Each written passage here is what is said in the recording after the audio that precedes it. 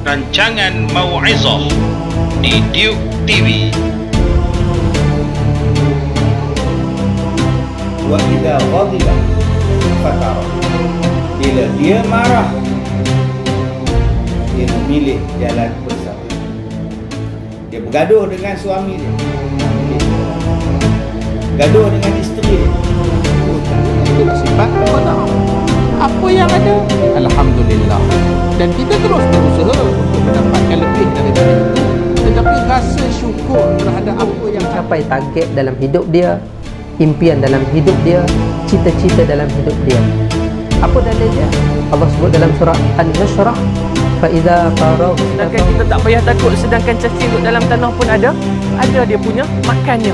Kerana apa? Allah berikan dia rezeki. Jadi kita sebagai manusia tidak perlu kita nak takut akan rezeki yang Allah SWT berikan kepada kita.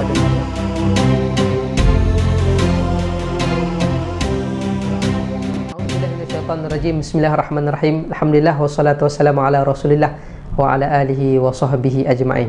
Setiap daripada kita ada impian, ada cita-cita, ada keinginan yang kita ingin capai dalam hidup kita. Sebab itu setiap daripada kita akan bersungguh-sungguh untuk mencapai cita-cita kita itu tadi. Nak capai kita punya impian, macam-macam kita akan buat. Nak memastikan impian kita tercapai, cita-cita kita tercapai, dan hajat kita tercapai.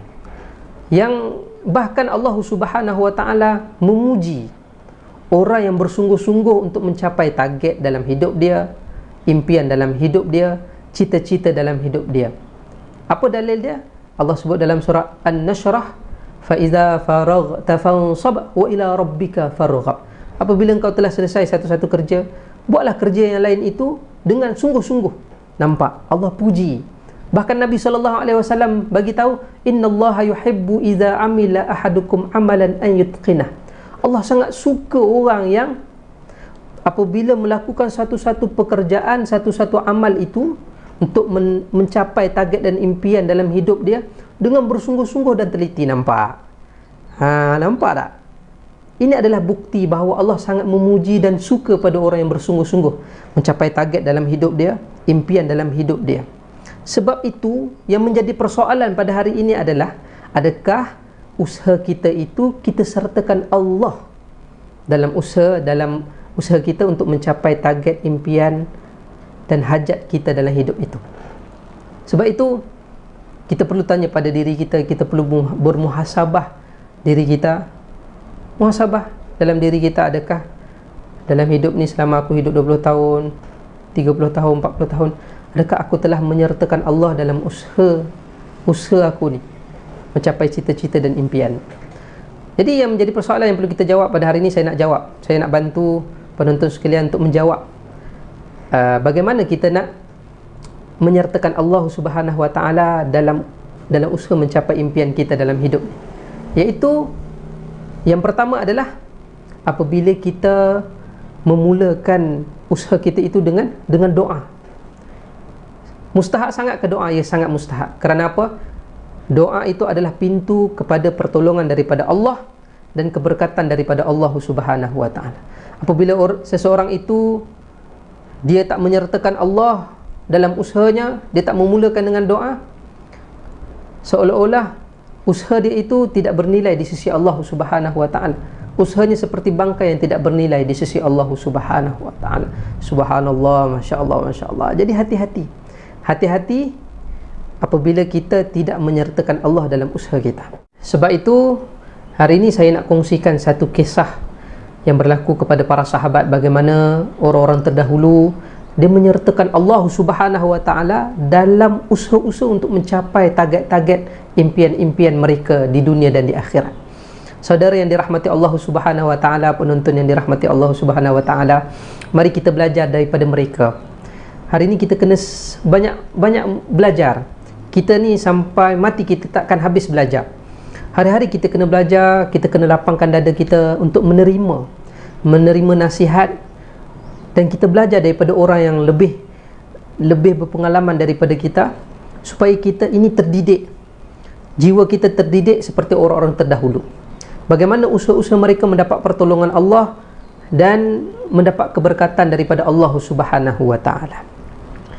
Sehari sebelum, mari kita dengar kisah ni. Sehari sebelum berlakunya peristiwa perang Uhud, Abdullah bin Jahash bertemu dengan Sa'ad bin Abi Waqqas. Sa'ad, esok kita nak berperang ni. Jadi aku rasa sekarang ini adalah waktu yang terbaik. Sekarang ini adalah waktu yang terbaik untuk kita sama-sama berdoa, dan peluang untuk doa kita dikabulkan, diterima oleh Allah itu sangat besar. Peluang ini sangat besar. Jadi aku rasa ini adalah waktu yang terbaik untuk kita sama-sama berdoa supaya Allah menerima doa kita. Allah beserta dengan kita di dalam doa-doa kita. Saudara yang dirahmati Allah Subhanahu wa taala, dua orang sahabat radhiyallahu ajmain ini pergi di satu sudut dan mereka sama-sama berdoa. Dimulakan dengan doa Sa'ad bin Abi Waqqas. Ya Allah, esok aku akan berperang ya Allah. Maka ketika berlakunya peperangan itu, Engkau temukanlah aku dengan lawan yang sangat hebat dan sangat bersungguh-sungguh untuk memerangi aku. Dalam masa yang sama juga aku juga bersungguh-sungguh untuk melawan musuh tersebut. Dan dalam perlawanan ini Kau berikanlah kemenangan kepada aku untuk aku menumpaskan musuh tersebut. Maka sahabat yang bernama Abdullah bin Jahash pun mengaminkan doa Sa'ad bin Abi Waqqas. Selesai. Kemudian giliran kepada Abdullah bin Jahash pula untuk berdoa. Tuan-tuan lihat, masing-masing berdoa. Kerana apa? Doa ini adalah jalan untuk kita, salah satu tanda untuk kita menyertakan Allah Subhanahu wa taala dalam usaha kita untuk mencapai satu-satu target dan impian. Kemudian apa doa Abdullah bin Jahash? Ya Allah, esok aku akan berperang ya Allah. Maka aku mohon kepadamu ya Allah, Kau temukanlah aku dengan musuh yang sangat hebat dan bersungguh-sungguh di dalam peperangan itu. Dalam masa yang sama juga aku juga bersungguh-sungguh untuk melawan musuh tersebut. Tetapi ya Allah, aku nak syahid ya Allah. Biarlah aku syahid dalam medan perang ini ya Allah. Dan biarkanlah musuh itu memotong hidungku dan telingaku ya Allah, supaya bila aku berhadapan dengan Engkau esok di akhirat nanti, bertemu dengan Engkau di akhirat nanti, Engkau akan bertanya, Abdullah, mana hidung dengan telinga? Apa yang dah jadi dengan hidung dan telinga Engkau? Ketika itu aku akan menjawab, inilah tanda aku berjuang di jalan-Mu ya Allah, untuk menegakkan agama-Mu ya Allah. Subhanallah. Sa'ad bin Abi Waqqas pun mengaminkan doa Abdullah bin Jahash. Subhanallah, Masya Allah, Masya Allah, Masya Allah. Ya Allah, Masya Allah. Hebatnya doa mereka, tuan-tuan yang dirahmati Allah. Bagaimana mereka menyertakan Allah Subhanahu wa ta'ala di dalam doa-doanya. Sehingga kan Sa'ad bin Abi Waqqas, dia bagi tahu doa Abdullah bin Jahash lebih mulia daripada doa aku. Doa Abdullah bin Jahash lebih terbaik daripada doa aku.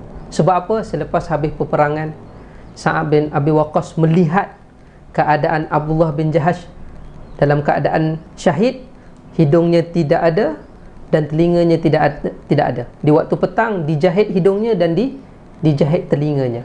Masya Allah, subhanallah. Subhanallah, tuan-tuan yang dirahmati Allah. Daripada kisah ini kita belajar betapa pentingnya untuk mendapatkan doa yang mustajab, untuk mendapatkan usaha yang terbaik, doa, usaha yang disertakan Allah di dalamnya. Kita kena mulakan dengan doa. Dengan doa akan terbukalah pintu pertolongan daripada Allah. Dengan doa akan terbukalah pintu keberkatan daripada Allah Subhanahu wa ta'ala. Moga-moga bermanfaat. Kurang lebih saya mohon maaf. Kita jumpa lagi. Assalamualaikum warahmatullahi wabarakatuh. Rancangan Mau'izah di Duke TV. Wa idza ghadiba fatara. Bila dia marah, dia memilih jalan besar. Dia bergaduh dengan suami dia, gaduh dengan isteri dia. Itulah sifat kau tahu. Apa yang ada, alhamdulillah. Dan kita terus berusaha untuk mendapatkan lebih daripada itu. tetapi rasa syukur terhadap apa yang capai target dalam hidup dia, impian dalam hidup dia, cita-cita dalam hidup dia. Apa dalilnya? Allah sebut dalam surah An-Nashrah, fa idza faragh. Sedangkan kita tak payah takut, sedangkan cacing duduk dalam tanah pun ada dia punya makannya. Kerana apa? Allah berikan dia rezeki. Jadi kita sebagai manusia tidak perlu kita nak takut akan rezeki yang Allah SWT berikan kepada kita.